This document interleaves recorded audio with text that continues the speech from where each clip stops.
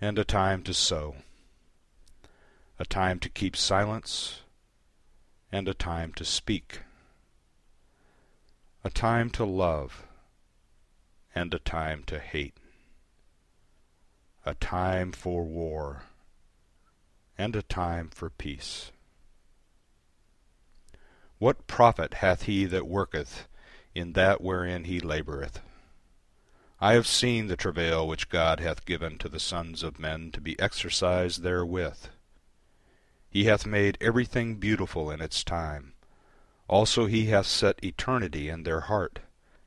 Yet so that man cannot find out the work that God hath done from the beginning even to the end. I know that there is nothing better for them than to rejoice, and to do good so long as they live. And also that every man should eat and drink, and enjoy good in all his labor, is the gift of God. I know that whatsoever God doeth, it shall be forever. Nothing can be put to it, nor anything taken from it. And God hath done it, that men should fear before him.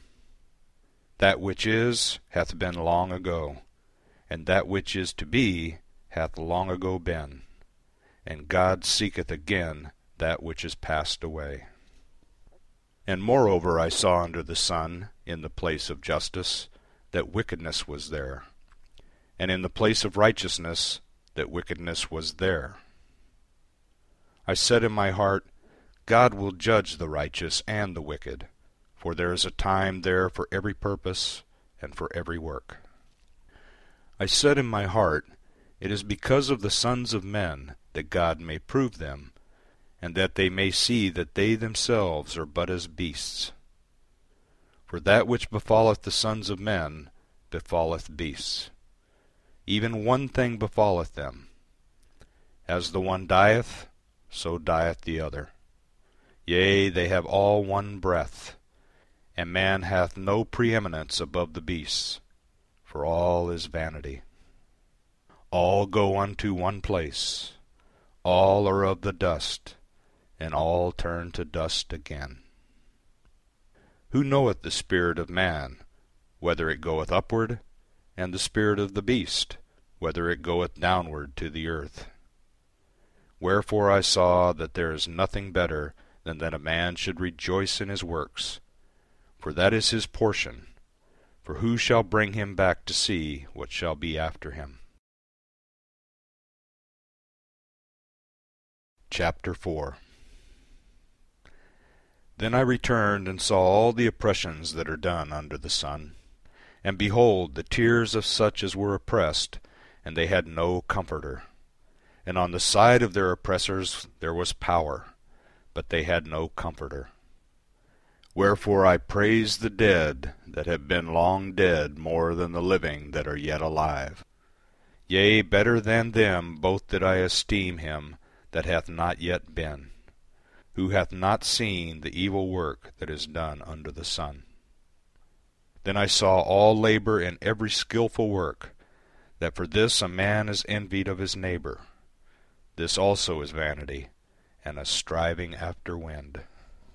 The fool foldeth his hands together, and eateth his own flesh.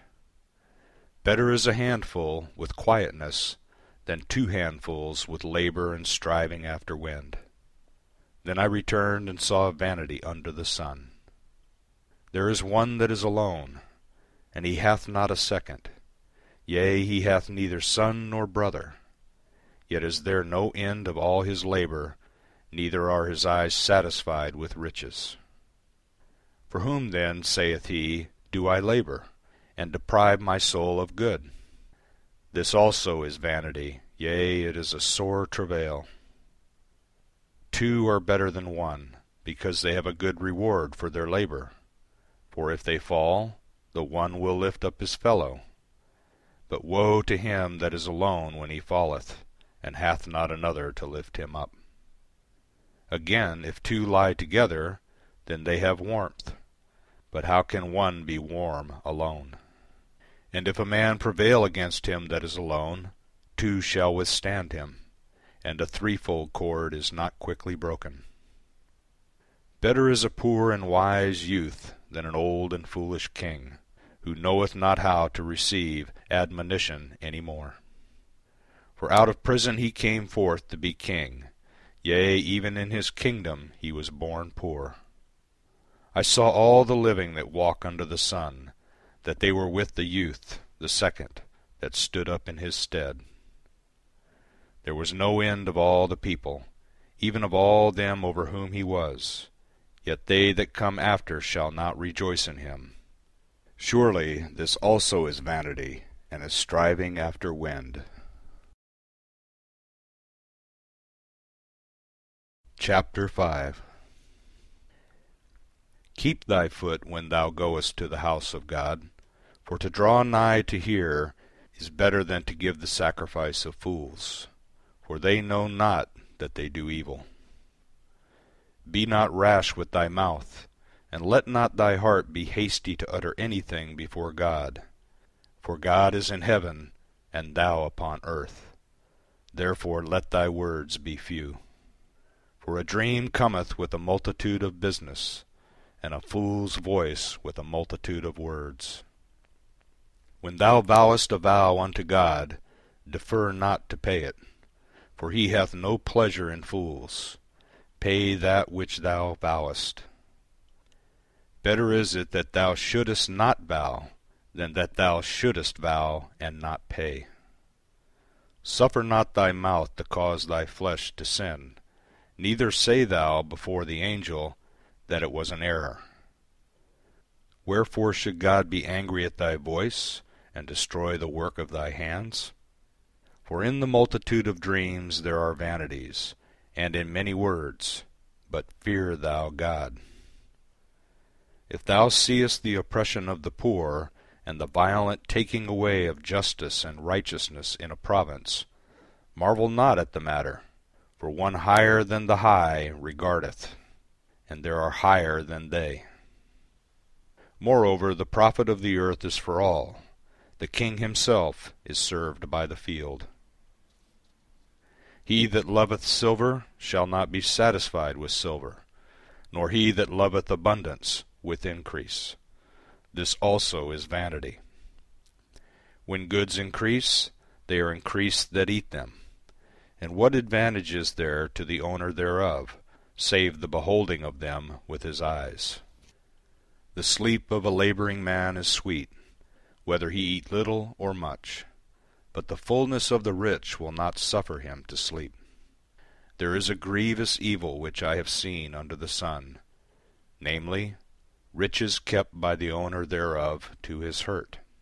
And those riches perish by evil adventure, and if he hath begotten a son, there is nothing in his hand. As he came forth from his mother's womb, naked shall he go again as he came, and shall take nothing for his labour, which he may carry away in his hand. And this also is a grievous evil, that in all points as he came, so shall he go. And what profit hath he that he laboureth for the wind? All his days also he eateth in darkness, and he is sore vexed, and hath sickness and wrath. Behold, that which I have seen to be good and to be comely is for one to eat and to drink, and to enjoy good in all his labour, wherein he laboureth under the sun, all the days of his life which God hath given him, for this is his portion.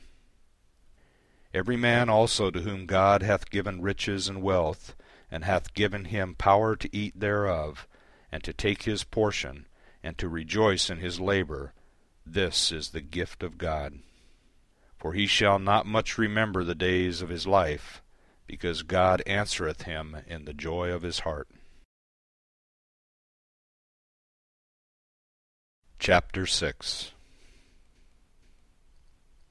There is an evil which I have seen under the sun, and it is heavy upon men.